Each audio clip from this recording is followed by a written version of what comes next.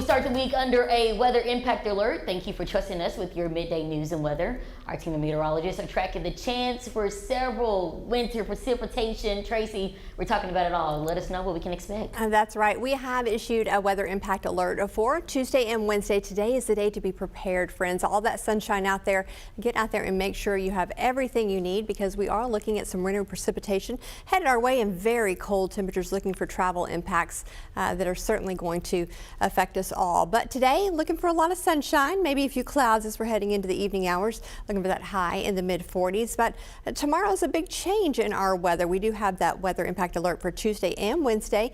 And again, we are looking for those temperatures to drop tomorrow below freezing, and they shouldn't be back above till possibly Friday. So let's look at your Tuesday hour by hour. Lots of clouds and cold weather. We're starting out right above freezing, and we are hoping, friends, that we even get to that 33. Still checking on that. A lot of cold air headed our way. We are looking for that precipitation in the form of maybe some rain. Freezing rain could start as early as noon. It wouldn't surprise me we start to see that a little bit, maybe even a little. We'll start to make big impacts on the road. As we're heading into the afternoon, we can see around 3 to 5, a bit of transition, and then we'll start to see some snow in the late evening.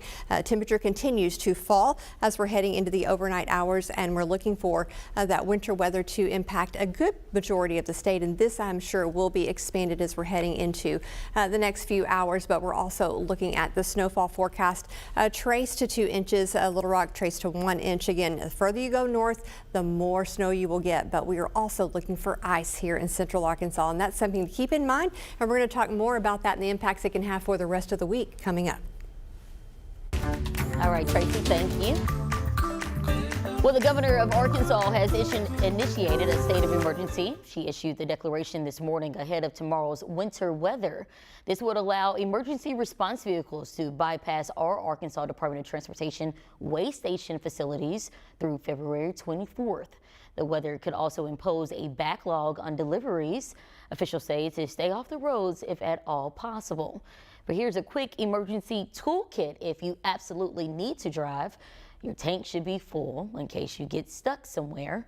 Jumper cables, a first aid kit, charger, flashlight, and some essentials that could be in your trunk. And remember, it gets cold, so boots, mittens, and blankets are critical for warmth. Parts of the country have already come into contact with harsh weather conditions. A mixture of snow, winds, and even flooding has plummeted the south. Karen Hua has coverage. Kentucky is bracing for more flooding after torrential rain created dangerous flash flooding over the weekend. If I survive this, I'm going to find me a nice little home to move to. Getting too old for this. Among those killed in Kentucky, a mother and her 7-year-old daughter. We are still in the search and rescue mode. We're working as hard as we can to save as many lives as we can. On top of the flooding, parts of the state got hit with snow, and more storms are expected this week. Here in Bowling Green, I'm standing in a flooded walkway, and several structures in this park are underwater, including that information sign right there that's half submerged. Typically in this area, we see about 4 inches of rain for the entire month of February, but it saw nearly double that, 8 inches in the past 2 days alone. Flooding was also a problem from West Virginia to Tennessee.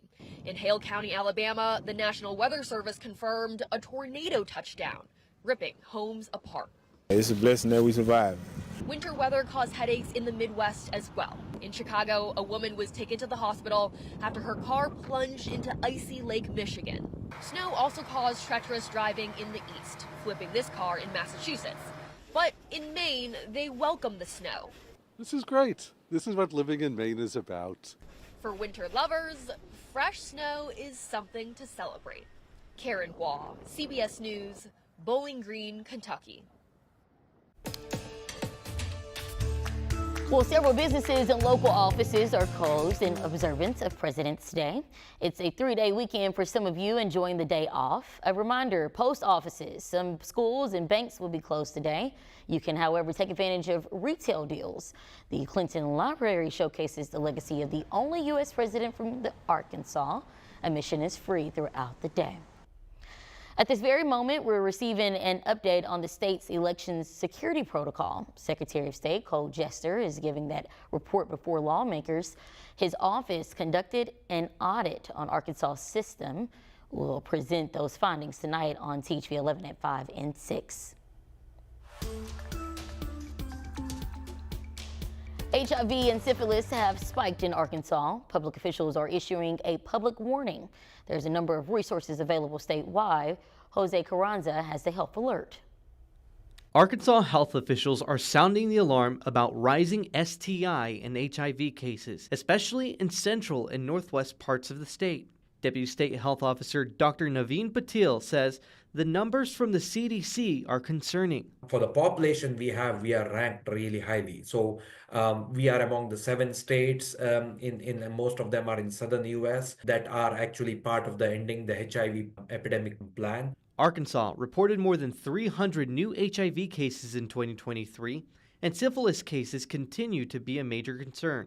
Patil says congenital syphilis, which affects newborns, has increased by 500% over the past decade. Any death is devastating, especially if you lose babies before they are born or at birth, or having lifelong complications for newborn children when these can be prevented by a single shot of medication. Dr. Patil says high-risk behaviors such as unprotected sex and drug use are contributing to the rise in cases. During the pandemic, numbers went down, but Patil says those could be misleading. COVID did disrupt the healthcare delivery and a lot of things, making people take high-risk behaviors and not seeking timely care. The Arkansas Department of Health offers free STI testing and HIV screenings at county health units statewide. If you are having sex, you need to be tested. If you are in high-risk behavior, you need to be tested regularly. And they also need to be counseled on safe sexual practices. However, Dr. Patil says there are ways for affected individuals to live normally. If they are discovered to have this disease, they should get on treatment, because these medications can be life-saving and miraculous, and you can live a normal lifestyle, just like any other person without HIV. And now to another major health alert. The CDC is warning against a rise in measles across the U.S. So far, the agency has tracked 48 confirmed outbreaks. Texas among 6 states experiencing new cases. It's encouraged to take caution of notable symptoms. Those include high fever, cough, runny nose, or red eyes. White spots and rashes could appear shortly after. When you do not get the vaccine, that is when you have the risk of hospitalization and death. And in this particular outbreak, we've already seen 3 people hospitalized out of 48. That's over almost 30%. Vaccinations are typically given in 2 doses between the ages of childhood and toddler. It's reported that 17% of parents choose not to vaccinate.